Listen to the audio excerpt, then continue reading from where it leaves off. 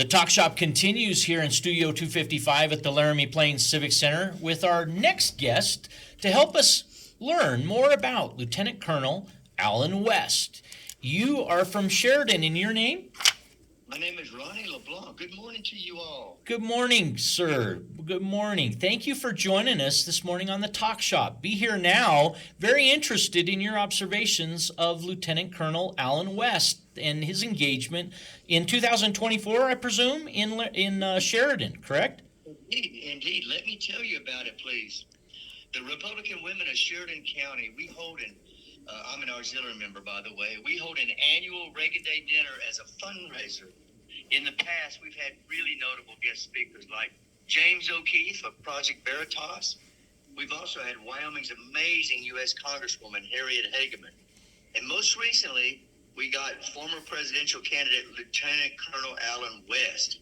These speakers have come to Sheridan to inspire conservative values to paying crowds of around 350 people. You know, the word gets out about the superb speakers we invite, and more tickets, we really could sell more, but this is the largest seating venue that we have in Sheridan. Ardent supporters purchase entire dinner tables, with some in prime viewing locations as well as single seats. Then we have a silent auction of locally produced wares. They're held for bid, as well as a live auction for some of the more expensive items, such as Sheridan-made Weatherby rifles, hunting and fishing trips, romantic cabin weekends, dinners at local restaurants, and jewelry from Sheridan area businesses. Once, even a complete set of donated Wyoming gold bags that was professionally framed in museum glass was sold for over $1,100. These monies, along with ticket sales, are a fundraising effort for the Sheridan County GOP.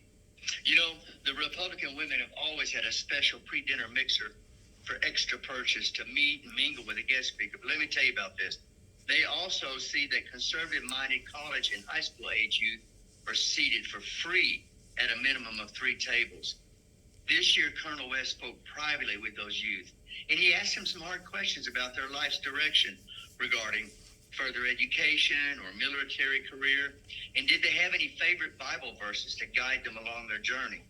He's got a very approachable demeanor and was well received by these future Republicans. You know, Colonel West was introduced on stage, and as we ate a delicious meal, he told of his parents' and his grandparents' influence in his life, mixed with some really great humor. He spoke of a life in the military service of this great country and daring exploits in foreign countries where that took him, and of a loving wife who deserves all earthly credit. You know, Colonel West completely captivated the entire room, sharing anecdotes with wit and humility. Many attendees were heard to say that this was the most phenomenal speaker we ever had. And if you ever heard Congresswoman Hageman eloquently speak of legal cases and her extraordinary government ability to reign in Washington, D.C., that's saying something. You know, all of our speakers deliver memorable, dynamic, well-constructed speeches at length. But if Colonel West was anywhere within 100 miles of Sheridan, many of us would travel to hear him speak again. You know, if you haven't bought tickets to hear this outstanding example of an American story, hurry before they're all gone.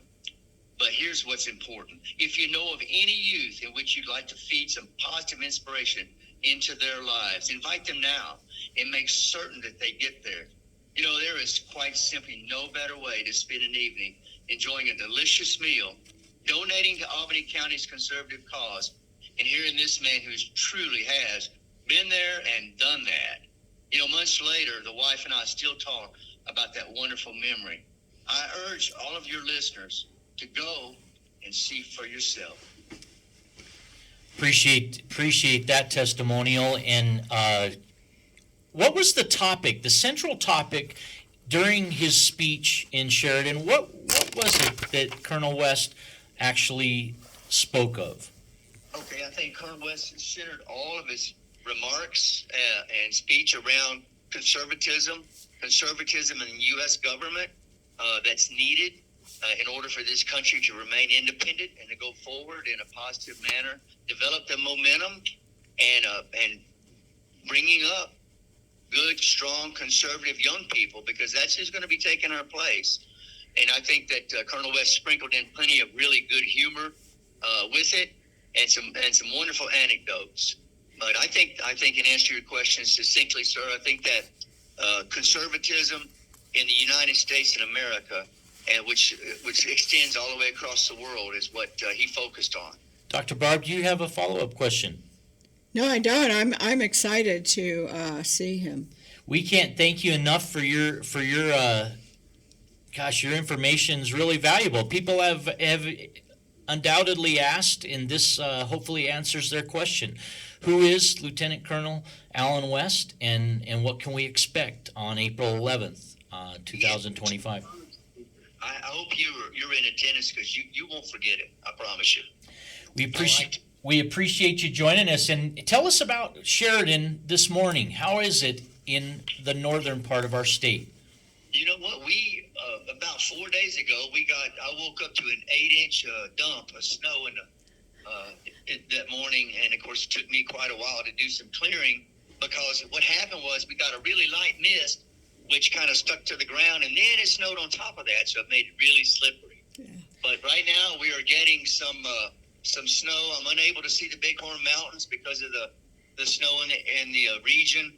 But we probably, I guess there's probably about 15 inches in my yard. So, you know what? We got moisture, which is a good thing in Wyoming. We were talking earlier with Keith Kennedy from AgriMind on issues faced in the Wyoming legislature.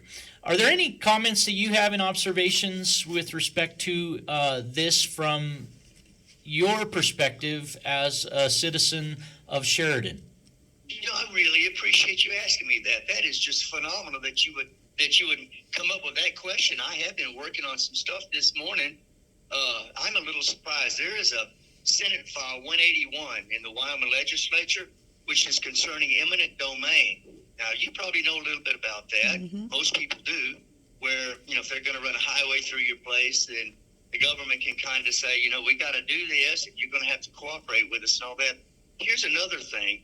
The one that's in the Wyoming legislature is private people exerting eminent domain over Wyoming ranchers and farmers. And this is distressing and disturbing. Did you know that in this bill, 85% of the landowners determine if the other 15% has to sell their property to allow windmills and solar panels to go on? Did you know that? I did not know that. That is just shocking to me. I mean, and when I look at, let's just say the Farm Bureau, the Wyoming Farm Bureau was supporting this legislation, as well as the Wyoming stock growers. And I spoke with the representative of the Wyoming stock growers, and I am amazed that he strongly supports this bill. And when I look at the Wyoming Farm Bureau Federation legislative priorities, it says right there that private property rights is their number one thing that they talk about. However, I'll just read off their website. Here it is right here. We support eminent domain when 2/3 of landowners must be signed to agreements before eminent domain use is possible. Now, what does that say to you, sir? The 1/3 that are signed on that don't want to sell their land has to do it. So no then choice. They allow eminent domain. What's the motive behind that? What do you find the motive to be, Dr. Barbass?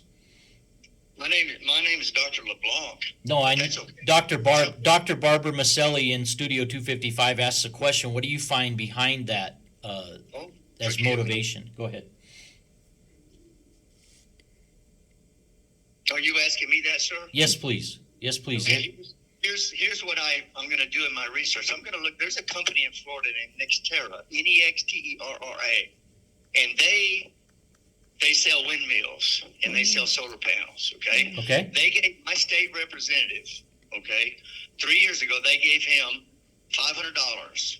Okay. Okay. And then he voted to have eminent domain in Wyoming. So from what my observation is, they purchased his vote to allow stuff like this. Now, my goal this morning is to look and see if the senator that's sponsoring this bill, his name is Barry Crago from Johnson County, I want to see if Nexterra contributed to his campaign. Very good. Because he is leading the charge on eminent domain. Now, this is a private property. What if your neighbor, let me ask you this, sir.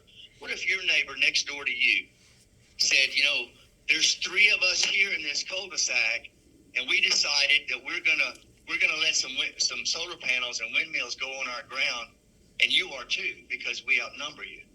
That's what this bill does. Wow. I'm surprised and disturbed. Wow. Yeah. I appreciate you sharing. I appreciate you sharing that Wyoming legislative action and your consideration and most value your research behind that as well, and that information for our listeners to look into themselves is absolutely appreciated. Any other topics as the 2025 session continues That I'm interested in. that you follow personally? Yeah, that I'm following the Wyoming stable token, which is going to be like a digital currency in Wyoming. Yeah. Cryptocurrency, sure. Yes, digital currency. And so I think the world has taken a good long look at central coin-based digital currencies, and Wyoming wants to get on board with what they call a stable token. But here's the thing right here. What it is that the state government here in Wyoming, the treasurer's office, will take money, and it's not going to be, it says it's not going to be tax money, so it's supposed to be voluntary. But they'll take money, and they'll take your cash, and they'll issue you credit on their ledger. And so that's kind of like a Bitcoin type of thing. And then they will buy short-term treasuries of 365 days or less, and then they will sell those treasuries and make a profit and keep the profit.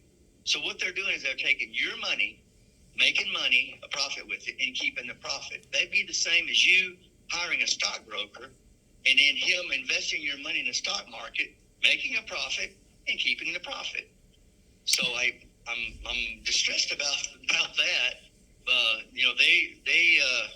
They initially started out with a $500,000 grant from the state of Wyoming to look into this, and the last time I looked, they requested $5.8 million to run this department. So it's gearing up, and they are really pushing this stable coin. The Governor Gordon of our fine state is one of the executive directors on that. Yeah. Our Congress Senator Cynthia Lummis, she is strongly in favor of that. So I'm a little bit wary of the state of Wyoming taking. Of course, it appears that this is going to be voluntary investors, and if that's the case, go for it. But if they want to do that with their money, that's their business. Is that an essential donation in your perspective? You're donating your money, win or lose, for the state? I like the way you put that. I hadn't thought of it like that. But I don't think it's essential. I'm not going to invest in that. But, if I want to make money on treasuries with what little money I have, I want the profit. Or at least a share of it. Well, there's a new PAC. Amen, brother.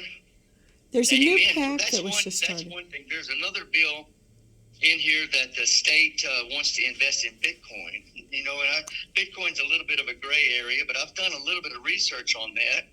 And my thought is that the state of Wyoming should have a little bit of a piggy bank, but they've got a huge piggy bank. Have you taken a look and see what they got in store? They've got over $30 billion. That's with a B. $30 billion in the savings. Now, granted, some of that is going to be monies that they get from our oil and coal and gas and things like that. But a large part of it is tax dollars. And so they're just accumulating all these huge accounts with our tax dollars, and then they're wanting to know what to do with all this money. Well, my thought is give it back to the people that gave you the money in the first place. Let's reduce their tax load instead of continuing to accumulate over and over and over again. It's a little bit surprising. The more I look at it, my friend, the more I'm a little bit dismayed over what they're wanting to do. Well, you've given me 3 additional areas specifically by which to look into regarding this 2025 session. I couldn't be more grateful for that, because in in the talk shop, it's all about the conversation. We look for consensus. We look for this to be a platform for the individual to bring their voice to the microphone. And I tell you, my friend, whether you're in Sheridan, Wyoming or Laramie, Wyoming, we have a common interest. Yes, we do. It's our state. We love our state, and we need to not, let's just say we need to not let things go without taking a good hard look at it. And then, anyway, so that's, I thank you for your interest. I got one final question, if I might. Shoot. We elect our representatives in a primary and a general election. Yes, sir. What's your personal perspective on candidates who don't make comments through a campaign or following a political action in the state of Wyoming? What's your personal feel regarding that conduct? You know, I am so glad you asked that. You know, I'm holding in my hand the Wyoming Republican Party platform of 2024, and it is a very, very short little brochure, and it's got tenets that I think everyone would agree with, from life to equality to the Second Amendment, private property rights, family values, religious freedom, all these things that almost everybody you run into agrees with. When there's a candidate who does things that do not align with the Republican Party platform, and this isn't the Sheridan County thing, by the way, young man. This is across the state of Wyoming. All the Republicans in Wyoming agreed that this is what we're going to stand on. If we have representatives like you just mentioned so eloquently, they're duly elected, and they refuse to take a position on this, then I cast a very, very doubtful eye upon them. And I actively campaign and try to persuade people to consider a candidate who will say, I am for Second Amendment rights unabashedly. I am for the right to life from conception to natural death. And I am for private property rights, that no one can, not even a government, can come in and take your property. It's just a shame that the property taxes are so incredibly high in our state. I talked to a realtor the other day, and she told me, she said, Ronnie, she said, I just signed up a 67-year-old widow to sell her home. She can't afford the taxes in Wyoming anymore. She's got to move to New Mexico. And that broke my heart. I thought to myself, you know, that lady probably was married to a man for, let's just say, I don't know, and they paid off a 30-year mortgage to own their home and their ranch or wherever it is. And now he died. Now she can't afford to pay the taxes, because every year the taxes go higher and higher and higher. And the legislators that I've talked to, they just go, well, we need that money. And I go, wait a minute, you're taking from the savings of Wyoming citizens and putting it in the savings of the state. That's wrong. I mean, we don't need a juggernaut piggy bank in the state of Wyoming. They just need enough money to run the government, and that's it. But they're accumulating $30 billion and counting. So it breaks my heart. I think your question is very on point. If a candidate or a legislator will not respond, then I really am doubtful that they uphold the Wyoming Republican Party platform that was agreed upon all across our fine state. I've actually found this not to be a isolated Republican matter. I've seen it, frankly, from all parties. I've seen it from all elected officials, local, state, and federal. I've witnessed and continue to find no comment all too common. I can't believe that. You know, that is surprising information. Thank you for that. That even the noble Democratic Party, their people won't even stand up and say who they are and what they believe in. That's distressing. When you won't accept a complimentary opportunity at the microphone, when you will not accept that opportunity for public awareness, I have an increased, heightened concern about your interest in public service. I'll tell you what, my friend, and I'm going right along with you 100%. If somebody will not stand up and say who they are and what they represent, I respect. I'm a staunch Republican, you probably can tell, but I highly respect a staunch Democrat that will look me in the eye and say, you know what, Ronnie, I believe this and here's why. Way more than somebody who will not tell me where they stand on an issue. Yeah, labels are concerning for me. I'm not fond of I'm not fond of an exclusionary two-party system as much as I am eye-to-eye conversation for the good of all people, we the people. I agree with you, but I've taken a look at this platform here, and I happen to agree with it 100%. So therefore, I kind of throw my lot in with that group. But I love it, and I appreciate your willingness to partner in this conversation this morning, and thank you so much for your positive outlook on our incoming speaker, April 11th, Lieutenant Colonel Alan West at Laramie Elks Lodge 582. Tickets available throughout the community in Laramie. You can just tune in to the talk shop, and we will get you connected to get your tickets to this upcoming fantastic speaker. And look forward to that and future success to you in your endeavors in Sheridan. Thank you, sir. God bless you guys in Albany County. Thank you, Ronnie. Thank you. You're welcome. You're welcome.